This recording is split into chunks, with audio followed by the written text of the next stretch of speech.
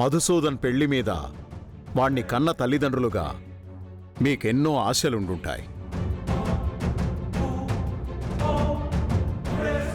బంధుమిత్రులందర్నీ పిలిచి అంగరంగ వైభవంగా జరిపించాలని కూడా మీరు కలలు కనుంటారు.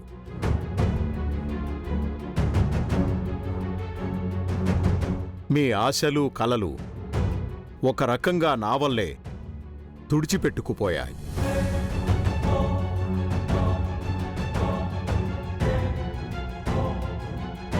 అందుకే నేనొక నిర్ణయం తీసుకున్నాను.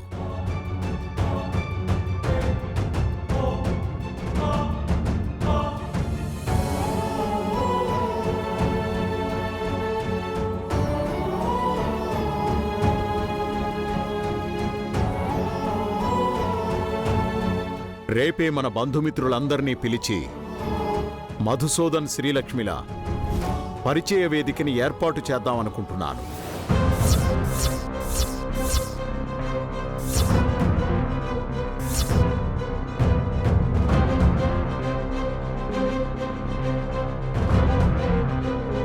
ప్లీజ్ తాతయ్య, నాకప్పుడే పెళ్ళైపోయిందన్న విషయం తెలిస్తే అందరూ రకరకాలుగా మాట్లాడుకుంటారు తాతయ్య. ప్లీజ్ తాతయ్య, నేనింకా కాలేజ్కి వెళ్ళాలి. నా గోల్ సాధించాలి. అప్పటి వరకు ఈ విషయాన్ని ఇలాగే మన మధ్యనే ఉంచుదాం తాతయ్య.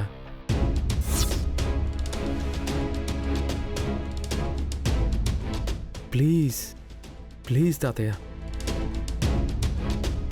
అవును మావయ్య గారు, మధుసూదన్ చెప్పింది నిజమే అనిపిస్తుంది.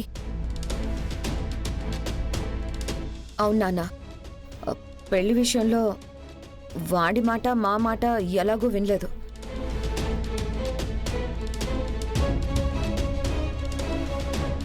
మీరనుకున్నట్టే మీ పొంతాన్ని నెగ్గించుకున్నారు.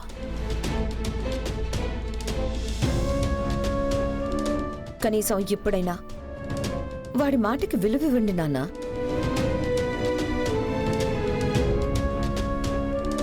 వాడి పెళ్లి విషయం 10 మందికి తెలిస్తే డ్యామేజ్ అయ్యేది వాడి ఫ్యూచరే నాన్న.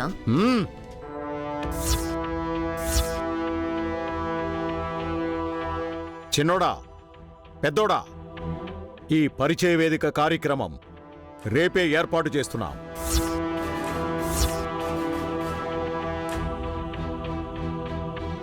నాన్న,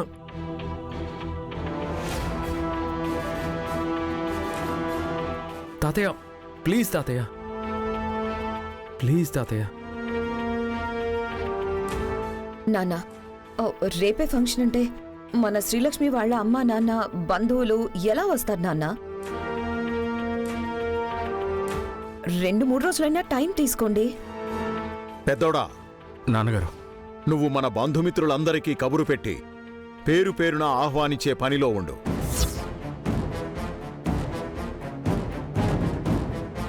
అలాగే నాన్నగారు. చిన్నోడా, నువ్వు పరిచయ వేదిక కార్యక్రమానికి కావాల్సిన సంబంధించిన ఏర్పాట్లన్నీ చూసుకో.